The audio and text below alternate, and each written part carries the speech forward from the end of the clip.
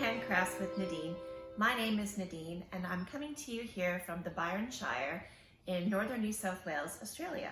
I'm originally from Montreal, Canada.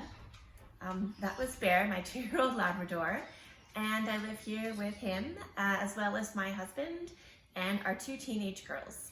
We've lived here for just over 10 years. Oh, that's so cute, he's sitting beside me. All right, today I'm going to talk to you about these cushions that I finished, the progress I'm making on my Heirloom jumper, and some new cardigans that I have planned for my next projects once I finish the Heirloom jumper, and as well about what I'll start with is this top that I'm wearing. This is just an improvised t-shirt that I've made.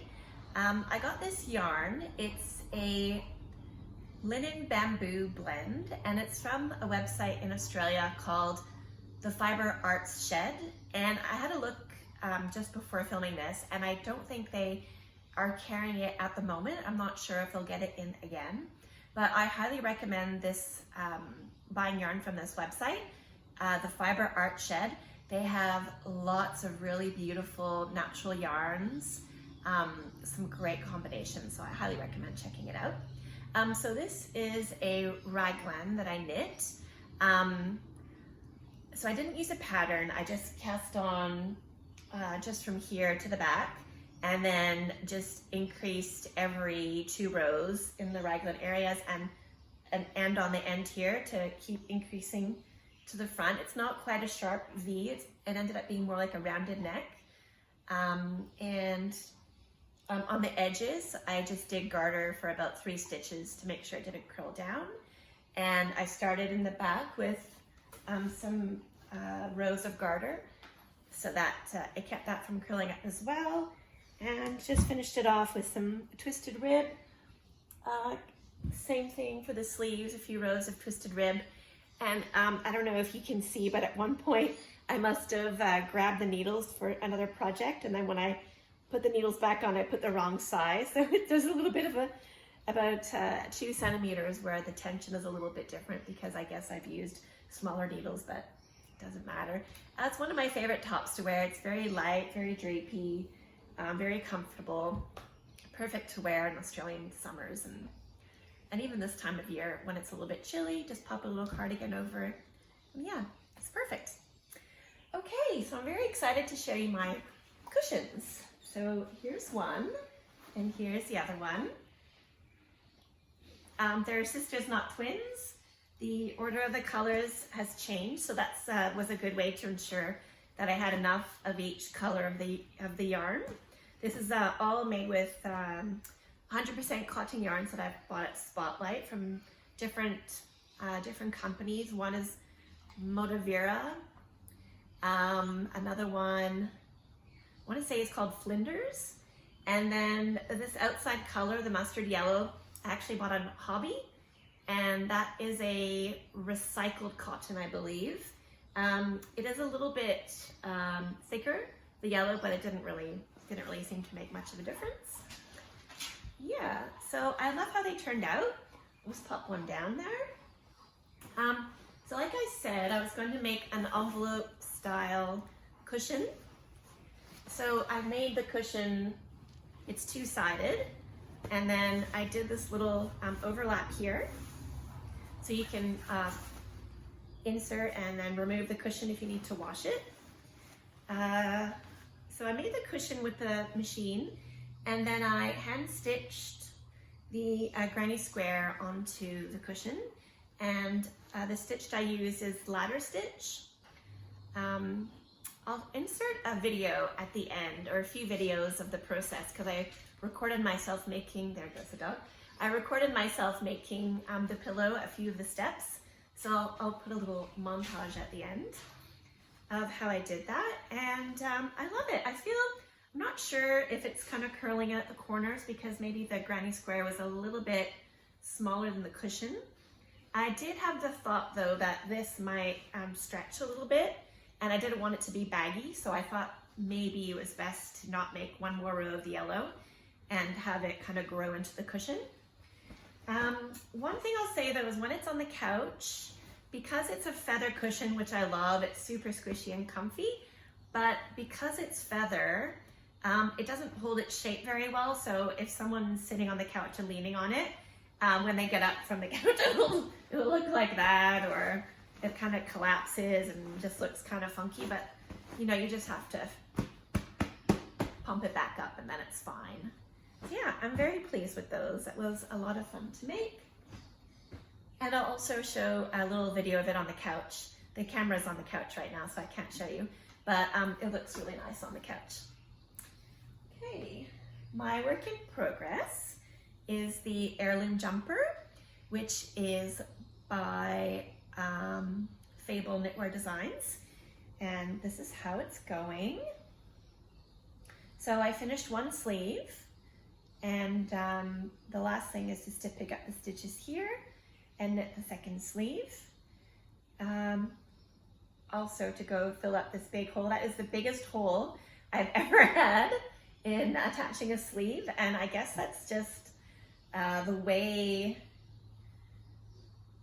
that it was designed, but that's fine. At first I was doing the weave-in Steven method to when I cast on for the sleeve. I wove in my end as I went, but then when I saw that huge gaping hole, I unwove it. So luckily I hadn't cut it or anything. And then I'll just use that after to just stitch it together a little bit so that hole isn't quite so big. And yeah, I've already talked heaps about it. So the neck, because it's a tight turtleneck, it's left open like that, and then you attach buttons at the end. So I'll have to get some buttons. I think that the same type of buttons that she uses, those round, kind of like half circle buttons. I think some like dark pewter or metal, dark metal looking ones would be pretty. If I could fit 3 on there, because there's 3 buttonholes. I think that'll look really nice. I'm so pleased with the color. The yarn again is Holst Supersoft. I use the color Slow mixed with the color Favorite Blossom. So these two together has made this really, really lovely kind of dark purple, dark magenta color. The lighting today, it's quite overcast today, so hopefully the lighting is all right and you can see. I'll also insert a video at the end of me trying it on to see how it looks. I forgot to mention this skirt that I'm wearing is a 100% linen skirt, and I got it at a vintage store. I don't know if you'd call it vintage, kind of like one of those secondhand stores, but it kind of has only good stuff, if you know what I mean. Like it has really nice clothing, like probably somebody goes around to other vintage, like secondhand stores, and when they find something really nice, they pick it up and they bring it and sell it at their store for more money. Or I think it's called swap. So it could also be a consignment store. Now that I think about it, swap. Maybe people bring in their own clothes and then they get a credit, or I don't know. It's in Brisbane, and I was there. I was so lucky because I think it was $30 or $35. It's got one pocket only, but and the company is called Montaigne. I had a look at the label, and when I got home, I saw their Instagram is called Montaigne Paris, and it's very expensive. I think their skirts are like $150. So I was very pleased with that find. It's floor length, you probably can't see in the video, but it almost comes to my ankles, and it's an elastic waist skirt, but it's got pleats. Like it's very, very, very, very big. So it's very beautiful. I love wearing it.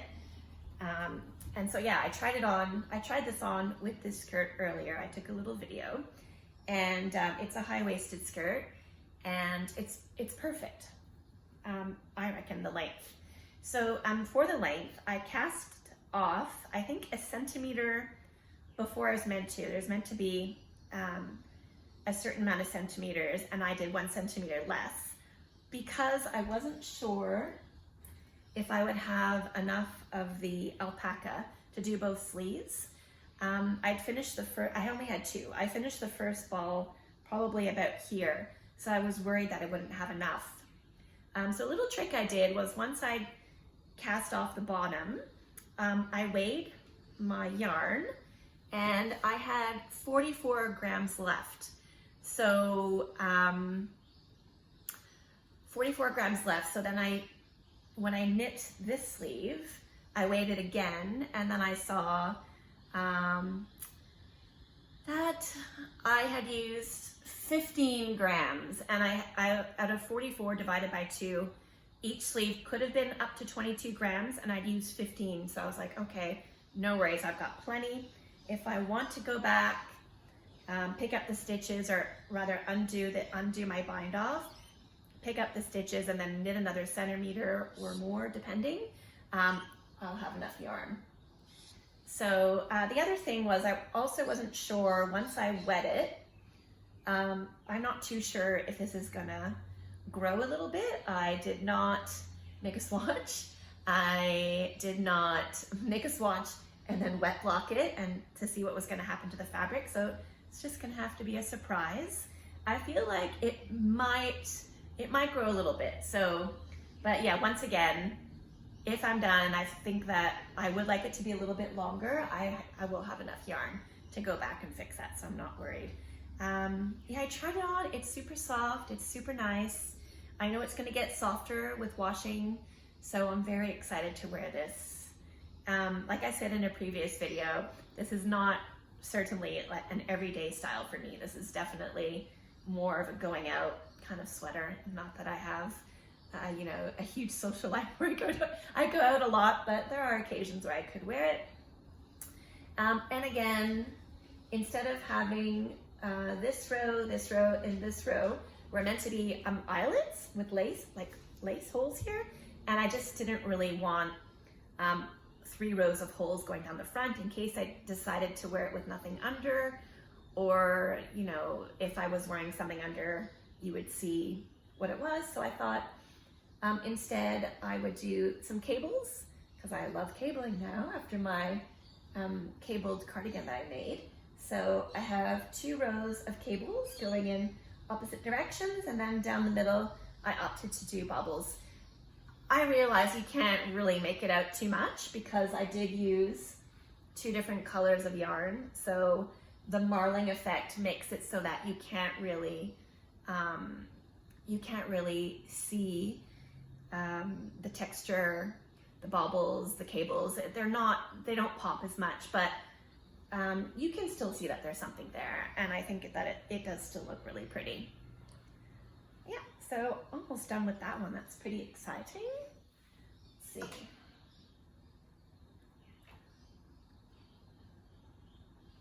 Okay, so as you start to go towards the end of a project, of course, you get itchy fingers and you start to want to think about your next project. And if you're like me, you can get really overly excited and, you know, go on Ravelry for hours looking at what can I make next, what can I make next.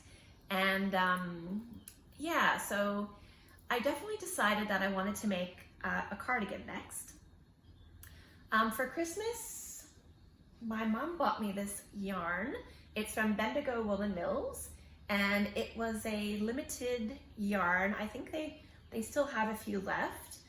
It was called Woodlands, and the composition is 83% wool. I believe this is non-superwash. 10% bamboo, 4% mohair, and 3% nips. So it's hand wash, so that makes me think that it's non-superwash, and the hand wash is not just because of the 4% mohair or whatever it was. So the color is called Pitch, and when I looked at it online, I kind of felt that it looked a bit darker than it is. It's marled, and I'll try to come up close and show you. So I'm just looking behind the camera here.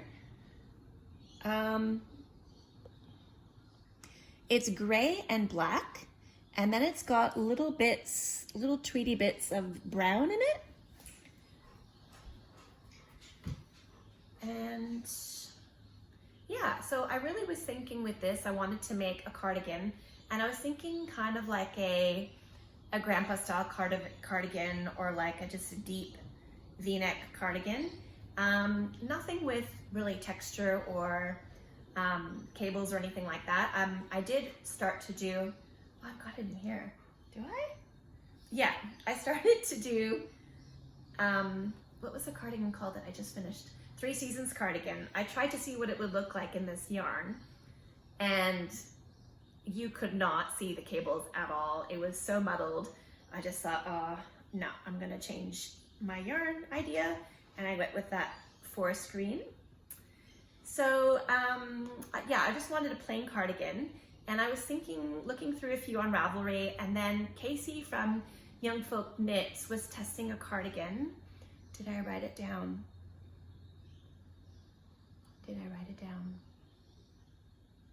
I didn't write it down. I'll try to put a picture with the name of what it was called here. A very simple cardigan. I think it's, hold on, Bear, we're gonna go later. You gotta wait. Sorry, he wants to go for a WALK. So it's a free pattern, which is wonderful. A V-neck, very basic, very simple, which I think will be perfect for this yarn. So that's one thing that I wanted to make. And the other thing is I got this also Bendigo Woolen Mills yarn. This one is rustic, which is a non-superwash wool, and the color is called Graphite, and it's a 12 ply, which I believe is an Aran. So this one is, it kind of looks navy blue, I thought when I bought the yarn. When you look closely at it, it's kind of a navy blue and a dark gray kind of twisted together. I thought it was gonna be very different from this one, but in the end they're very close. But this one, I really wanted to make a Felix cardigan. I've made 2 other Felix cardigans, and I love the pattern. I think it was great. It's super fast, super easy to make. The fault is mine. The first one that I made with a yarn that I got from Nundle Woolen Mills, and I bought an undyed, I think it was 10 ply merino wool, non-superwash, and I dyed it. I dyed it this color using a red and a rosy color. I think I used proper acid dye for this. I don't think it was food coloring. And I guess I had the temperature too high in my pot. And I think it might be the first time I've dyed yarn that wasn't superwash, and it felted. So it was a 500 gram skein, and it felted slightly. I don't know if maybe you would call that fold. It felted slightly, so it wasn't so bad. So I hung it out to dry in the skein, in the giant skein, and then when it finally dried, as I was winding it, I had to pull it apart, especially in certain sections. It really, the strands had stuck to themselves.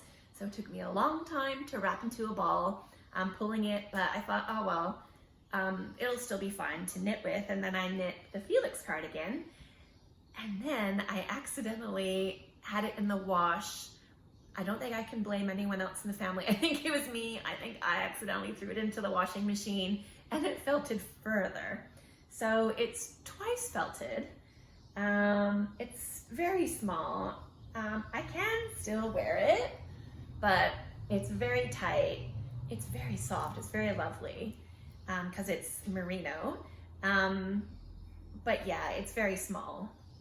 So I don't really wear it. I think if it was a really cold day, I might wear it because it's felted. It's very warm. It's almost like a jacket. So yeah, all that's to say was this one was a little bit of a bust because I don't really get much wear out of it. And the second one was also yarn that I dyed. I bought this yarn on Facebook Marketplace. It was another 500 gram skein of 8-ply, and I'll put a photo. The brand was called Tasmanian Heritage. It didn't say what the yarn was, but let me tell you, it was so beautiful. It's such soft yarn. I love it so much. And I was going down the rabbit hole trying to find it again to buy some more, but I can't find it. I don't know if anyone out there has heard of this yarn company, Tasmanian Heritage. I think that's what it's called. I'll show a photo of it and what the label looked like. Anyhow, I dyed that one. I wanted it to be a forest green, so I combined some. Let me just say, I'm not a yarn dyer. I just have dyed yarn, so I'm not an expert by any means. But this time I put yellow in with blue, and trying to make this dark, like foresty green, dark, not olive, but yeah, dark forest green color. And in the pot, I was like, oh, it's perfect. It looks so beautiful. I love it. And of course, in the pot, when the yarn's wet, it's always darker. So, and I knew that, but I thought still, this is like the perfect tone. So I popped it out, and then you have to rinse the yarn after. So I was rinsing it, and as I'm rinsing it through the colander, just the blue is coming out the bottom. Constantly blue, putting more water. I'm like, oh my gosh, I'm losing all the blue. And then, yeah, too much blue came out for me. It's a little bit too olivey colored for me, unfortunately, but my daughter looks beautiful in this cardigan. I might have a photo of her wearing it. She wore it when we went to Paris. She borrowed it then because I just finished it, and I still wanted to keep it for myself. And then when she borrowed it, I was like, no, that's hers. That's gonna be for her because it looks really, really pretty on her. So that was my other Felix cardigan that I don't really wear. So I'm excited to have one for myself in this color, which I love. And yeah, I think it's gonna be perfect. So that's gonna be my next project once I finish that one. Okay, I think the dog is eyeing me and he really needs to go for a walk. So that's gonna be it for me today. I do forget to mention this all the time. My name on Instagram is Handcrafts with Nadine. My name on Ravelry is Knitini, so knit, K-N-I-T, and then E-E-N-E-Y. When I first joined, gosh, what, 18 years ago maybe? Maybe longer than that? Maybe, anyways. My husband, he calls me Nadini, and I said, oh, what should my name be for on this website? And he said, Nadini, because it was Nadini combined with knitting. So my name on Ravelry is Nadini, and then on Instagram, it's Handcrafts with Nadine. So you can find me there, and please like this video if you like it and you want to see more of it, and give me a comment. Let me know, have you made a Felix cardigan? Have you ever tried dyeing wool and it's gone awry? And yeah, anything else you want to comment down below, that would be wonderful. I'm new to this, but I think it does help spread your channel to other viewers if there's more comments, more likes. And then subscribing is wonderful too if you would like to subscribe. So that's it for me today. I hope you've had a lovely day, a lovely week, and I hope that you get to make something beautiful with your hands. Thank you.